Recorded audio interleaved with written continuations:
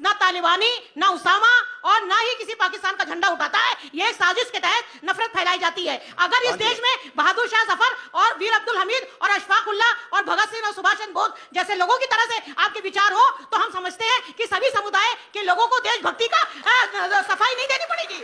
आप लोग सिर्फ देशभक्ति नहीं है, पूरा देश देशभक्त है। बात सुनिए, स्वामी विवेकानंद जी ने कहा था कि गर्व से कहो हम हिंदू हैं।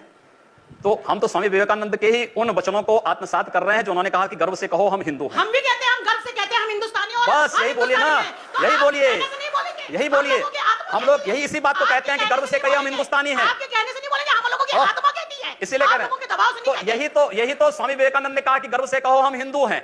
और अगर वही बात मैं कह रहा हूं तो इसमें बुरा मानने की बात कौन सी? योगी जी, वो मुसलमान जो हिंदुस्तान में रुके बंटवारे के बाद 1947 के बाद, वो डेमोक्रेटिक सेटअप में रहना चाहते थे, वो नहीं रहना चाहते थे इस्लामी सेटअप में, और उन्हें अपने राष्ट्रवादी होने पर बहुत गर्व है। और हमें किसी से सर्टिफिकेट की क्या जरूरत है? हम तो रुके अपने डेमोक्रेटिक सेटअप में, और हम चाहते हैं कि हिंदुस्तान आगे बढ़े, हमारा भारत आगे बढ़े। तो उसमें बांट के तो आप भारत को पीछे ले जाना चाहते हैं। आप बहन जी बहुत अच्छी बात कह रहे हैं और मुस्लिम है, अपने मौलाना और मौलवियों को समझा पाते कि 3 तलाक के मुद्दे पर भी इस प्रकार का फतवा जारी करते बहुत अच्छा होता। मैं क्षमा चाहूंगी, मुस्लिम औरतों के तलाक का मुद्दा आपका मुद्दा नहीं है, ये हम लोगों का मुद्दा है, देश का मुद्दा है। आप पूरे देश की महिलाओं देश का मुद्दा है। आप पूरे देश की महिलाओं के आरक्षण की बात करिए, उनको राज्यसभा में, विधानसभा में अरे वो मिल ही जाएगा, विवेकानंद जी वो तो मिल ही जाएगा। मुझे दुख होता है कि लोग धर्म को व्यापार बना रखा है। जिस तरह व्यापारी अपने लाभ और हानि के लिए लड़ता है, इसी तरह धर्माचार अपने प्रचार के लिए लाभ और हानि में लड़ते हैं। ये जो है ये व्यापार नहीं है। मुल्ला और मौलवियों को समझाइए कि 3 तलाक के मुद्दे पर फतवा जारी करें और एक बड़ी मुस्लिम आबादी को न्याय दें। आप इस तरह के इश्यूज ना उठाइए मेहरबानी से।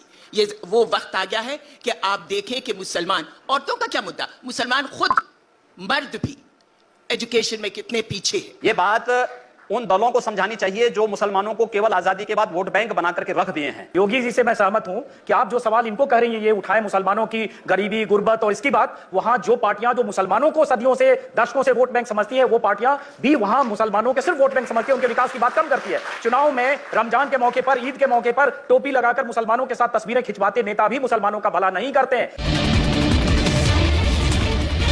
अगर किसी विदेशी आक्रांता के द्वारा किसी विदेशी आक्रांता के द्वारा किसी कालखंड में कुछ ऐसा कार्य किया गया है, उसको बदला जाना चाहिए। यह देश की सांस्कृतिक आजादी की लड़ाई भी है। सही बात है। तो आप ताजमहल का नाम राममहल कर सकते हैं, क्यों नहीं करेंगे? कर देंगे, बिल्कुल किया जाना चाहिए। आवश्यकता है तो किया जाना चलेगा। तो जो मुमताज महल के लिए शाहजहां ने ताजमहल बनाया, उसको जांच कर इसे चर्चा करिए ना इस पर कभी खुले मंच पर। अच्छा, तो इसका मतलब जो भी पुरानी विरासत है, अगर कहीं कोई विरासत नहीं, कुतुब मीनार जो देश के हित में होगा हमें वह कदम सख्ती के साथ उठाना चाहिए, बिना सोच, बिना लौंग लपेट के, बिना संकोच के। तो जो देश के हित में, देश की सुरक्षा के हित में है, आने वाली पीढ़ी के भविष्य के हित में, हमें वो कदम उठाने में कोई संकोच नहीं करना चाहिए। तो योगी जी, आप ये मानते हैं, आप थोड़ा गुस्से में हैं, तो मैं कोई गुस्सा नहीं हूं। मैं आपको बता रहा हूं, आप मुझे कह रहे हैं, मुझे भय है कि आपको फिर पसीना ना हो जाए। बिल्कुल नहीं, मैं चाहता हूं आप गुस्सा करिए, पसीना नहीं आएगा।